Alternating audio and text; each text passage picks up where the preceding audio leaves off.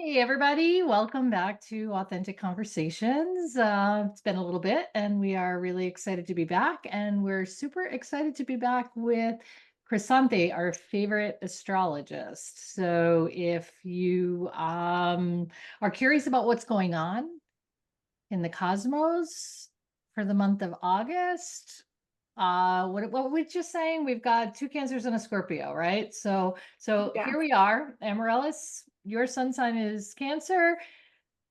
So Chrysanthe, your sun sign is Cancer, and I'm of course the Scorpio of the group. So whatever that means, here we are. But we love when our three energies come together collectively because it feels so purposeful. And I know that there's a lot of things going on. And there's things that we, need deeper understanding of, or maybe need to be paying a little more attention to. So, Amaryllis, how you doing today? Well, we just finished our Lionsgate portal yesterday, and I'm trying. Opened the portal I feel yesterday. like I've been preparing for 8 days. I'm in, I stepped through the portal, whatever that means, whatever that means. Let me tell you, I paid for this meditation class or whatever it was. I couldn't get in. It didn't work. And Oh, I was oh, like, I'm just going to be grounded. It's just, yep.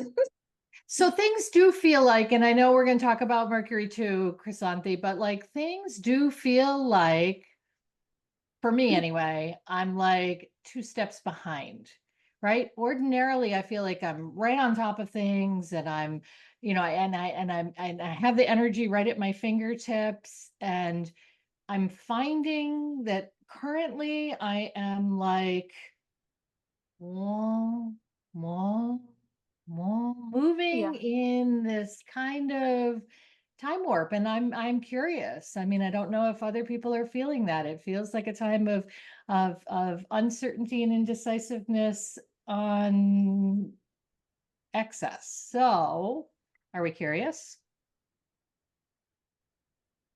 We're curious. Yes. So I will say, yes.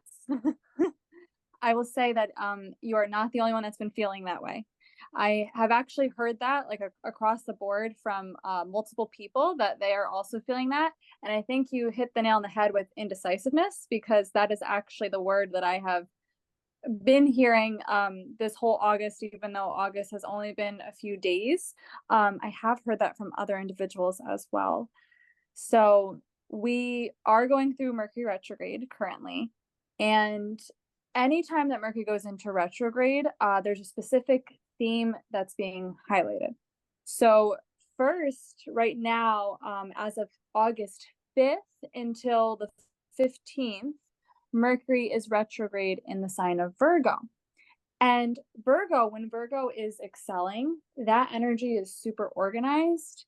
That energy is super focused, able to complete their tasks. Virgo energy, when it's evolved and aligned, needs to complete their tasks in order to function, basically, in order to feel fulfilled. So when we think about Mercury being in retrograde, it's not necessarily that it's the opposite of those energies, like of being prepared and organized and checking things off your list.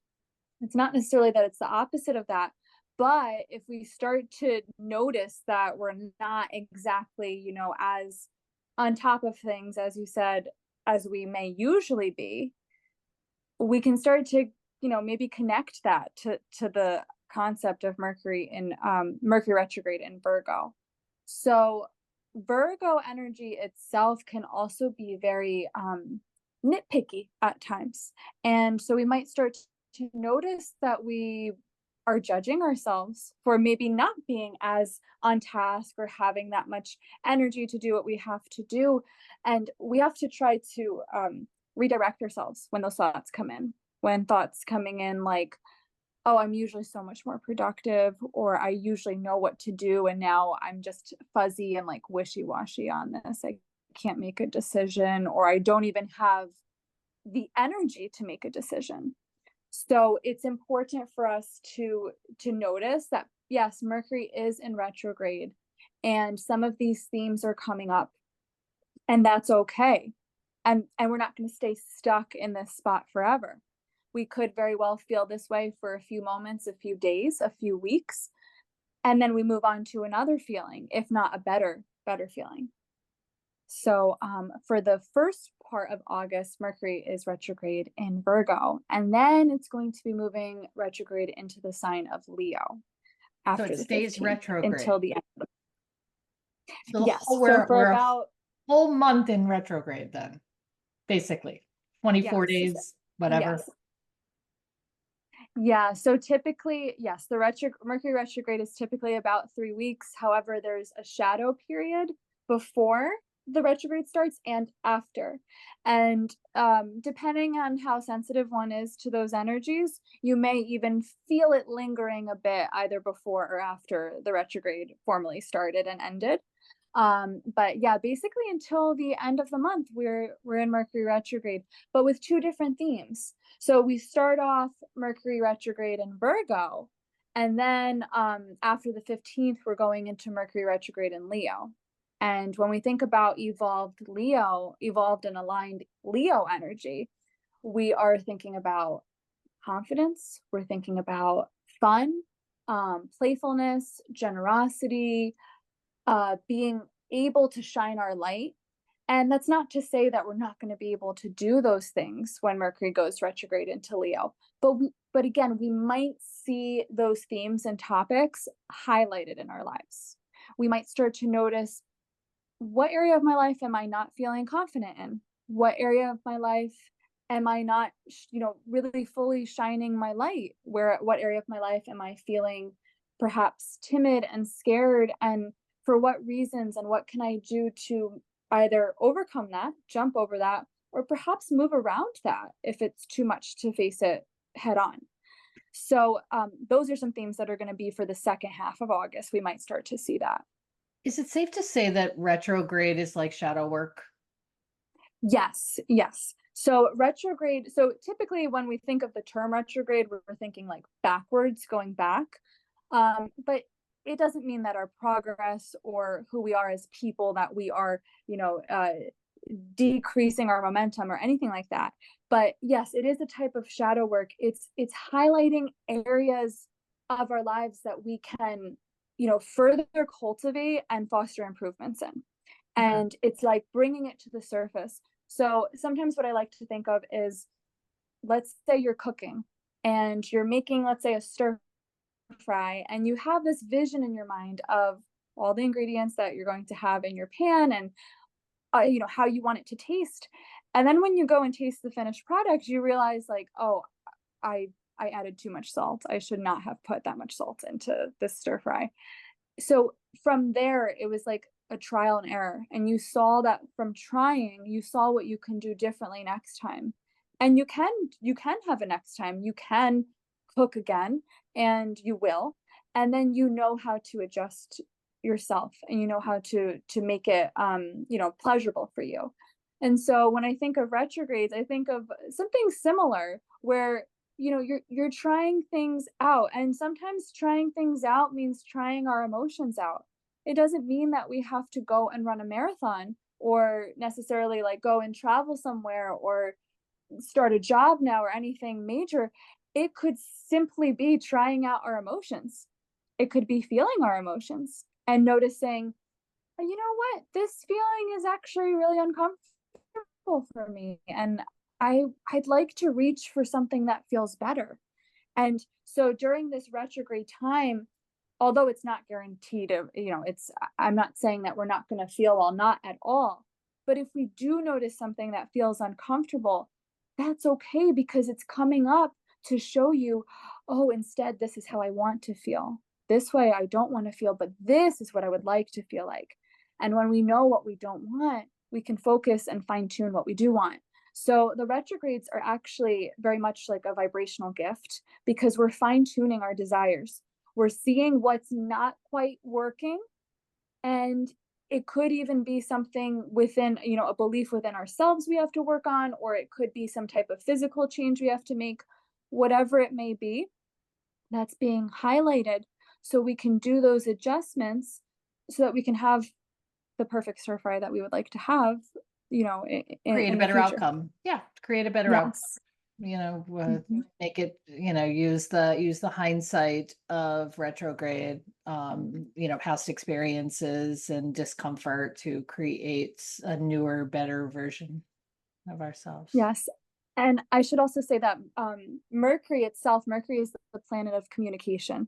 So Mercury rules the input and the output. It rules how we're taking in information, processing information, but also, how we are speaking and handling ourselves through spoken and written word. Mercury also rules travel and electronics, different types of technology. So this is the whole sphere that Mercury rules, and it is not uncommon to notice that maybe certain forms of technology are not quite working. It makes me think of what was mentioned before about that Zoom link not working. It could be, perhaps we have a plan for something and it doesn't quite happen the way we were expecting it to.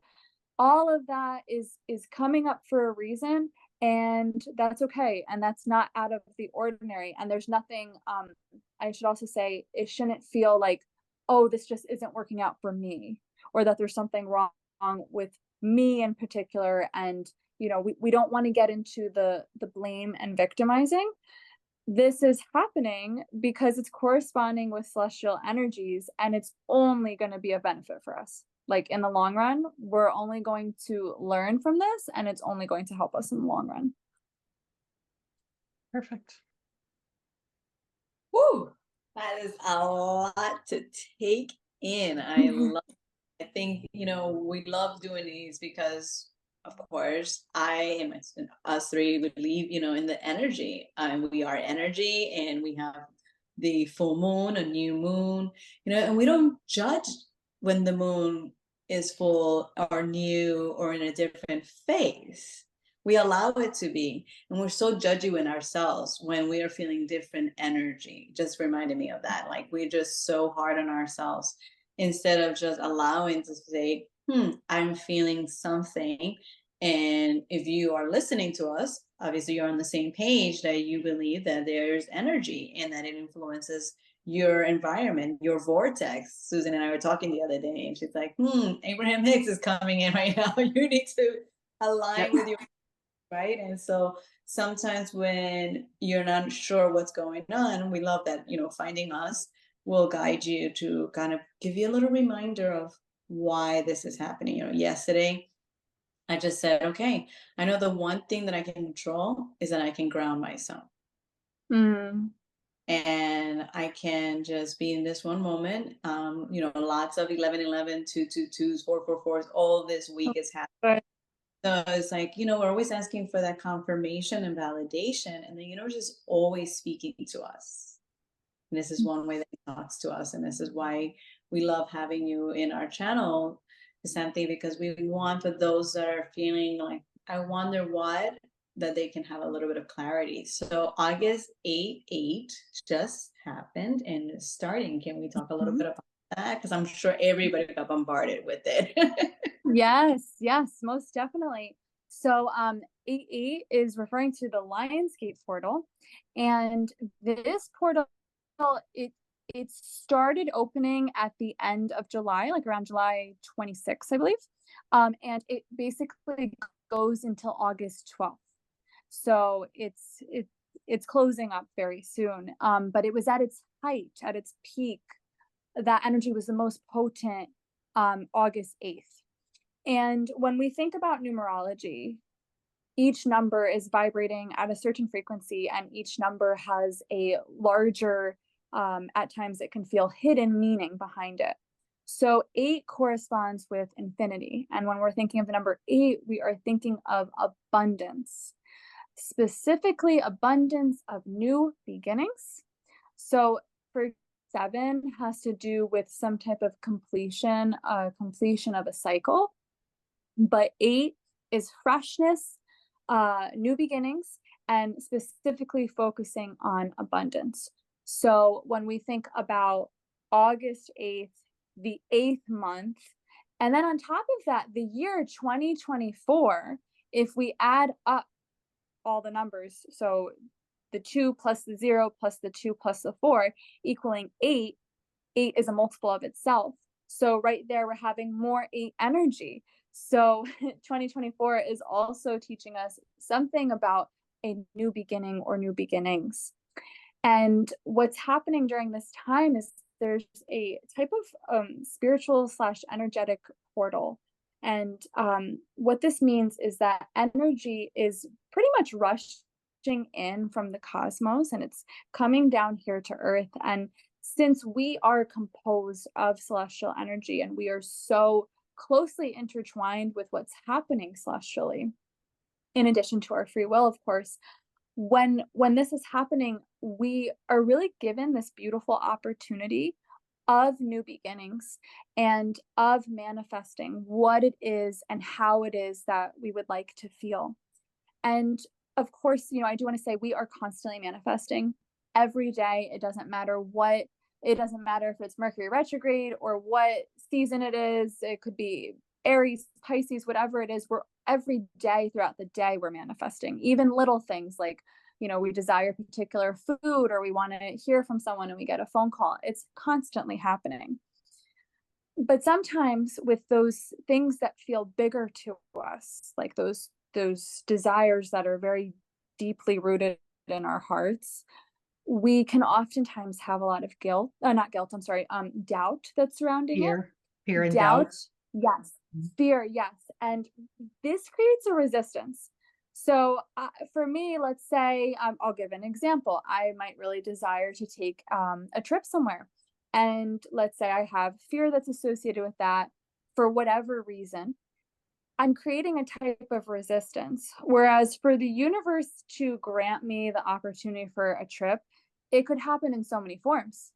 It could happen, I could win a ticket somewhere very easily. I could, receive a job that allows me to pay for a ticket. I could be invited somewhere and someone gives me the opportunity. Like there's a multitude of forms that desire can come.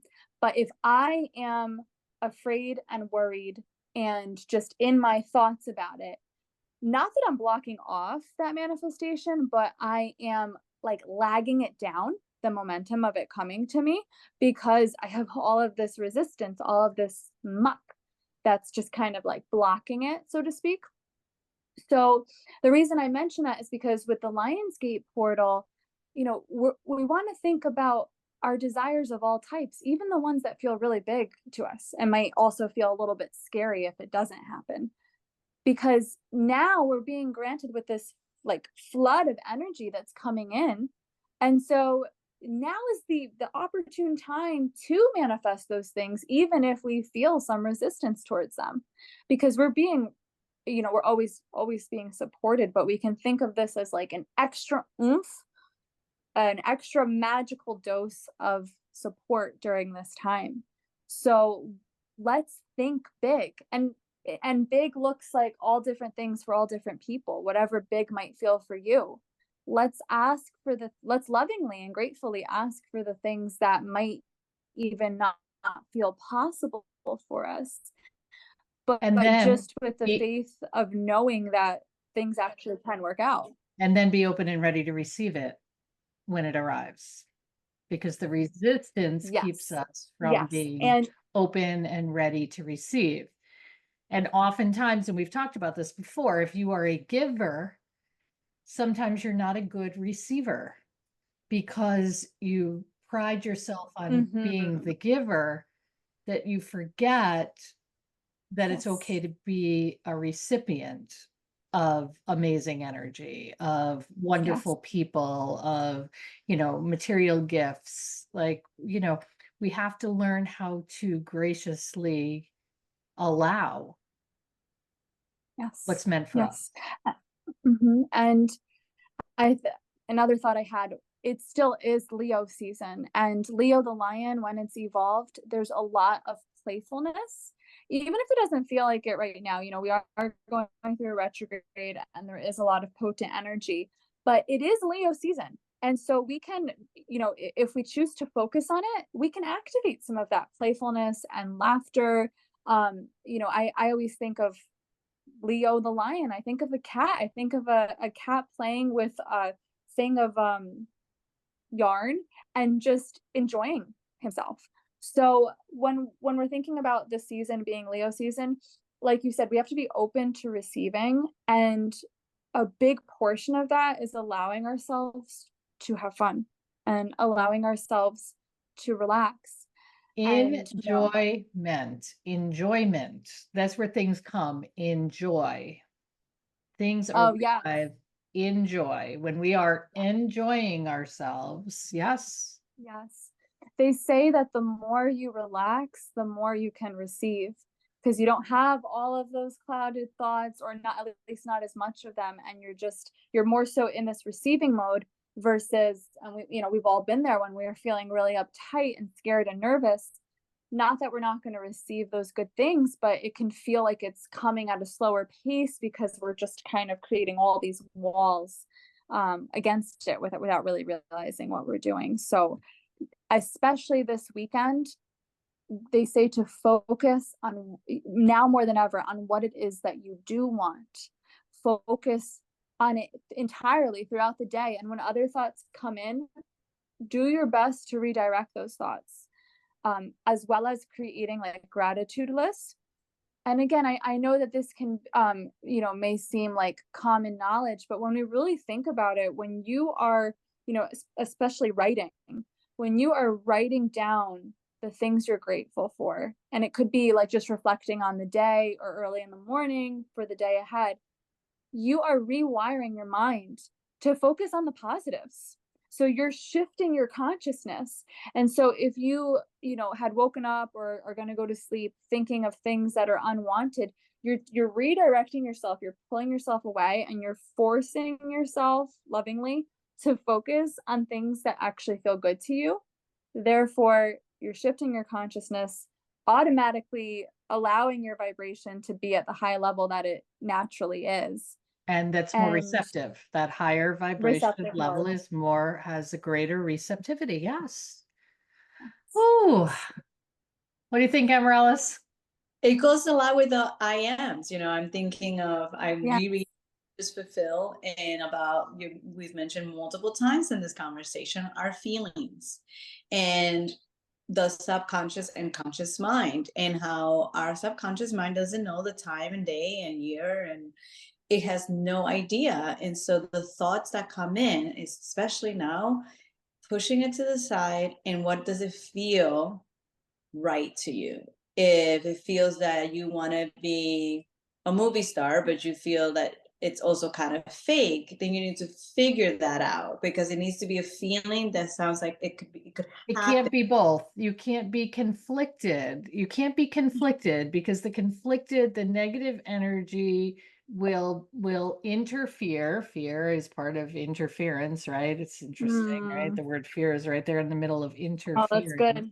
Yeah. But if you, if you're asking for something, and then in the same breath, you are telling yourself why it's not possible based on fear, then you're not really asking for something, right? You're negating what it is that you're asking for. So, interference will keep your vibration lower. It will not allow you to be in the place. Abraham Hicks, you can look up Esther on, any YouTube video. I mean, she literally talks about the field of vibration and raising your vibration through your thoughts. And when you have better thoughts, you have better point of attraction, right? You're attracting the things at the level in which you're having your experiences. So raise your level, raise the attraction point of the things that are coming into your life. And, it's just, we have to be careful, deliberate about how we talk to ourselves, because we can undo it in a hot second. We can know we deserve it, and then in the next breath, we can undermine that. So it really is just about paying attention. And I love that Lionsgate is every year. It allows us this time, right, where the energy, it's funny, it kind of correlates with the meteor showers. I saw a shooting star the other night. Oh, very Um, nice. yeah, and so the Perseus meteor showers are, always this August time where, like just things are raining down for us. Are we reaching up for them, or are we too busy looking at the ground to notice, right? So if we're missing the opportunity because we're too closed off, then better luck next year. No, and you're right. You're always manifesting. You can always manifest, but let's take full advantage of this Mhm. opportunity. Or maybe we do want to prepare ourselves for August of next year. Maybe, part of our intention setting is to do the work and be in a place to receive next time it comes around. You may not. Absolutely. All exercise, it's all about how do you speak to yourself. So I want to make sure that our listeners, one reminder that I just had this past week is how do we speak to ourselves? When you say I am, that I am, when you use that I am, be very careful because Yeah. just, and you can take it back. If you say something that you don't like about yourself with that term, it's okay because it's rewiring the brain so that you can be very careful of your energy and what you're putting out there because the universe is constantly listening and you're listening to yourself and your subconscious is listening. So say things about yourself, write those gratitudes, and some of those while you're there being grateful, put some that haven't happened yet supposedly, right? Put some of those in there. Like, I'm grateful for this beautiful new job that I got. I'm so happy that I have a shorter commute to work.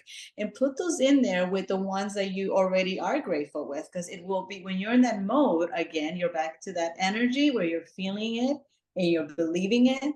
And you just put a couple of other ones that you're not going to judge because you're already there and just put them as if already happened. Yep. That's a good advice to do.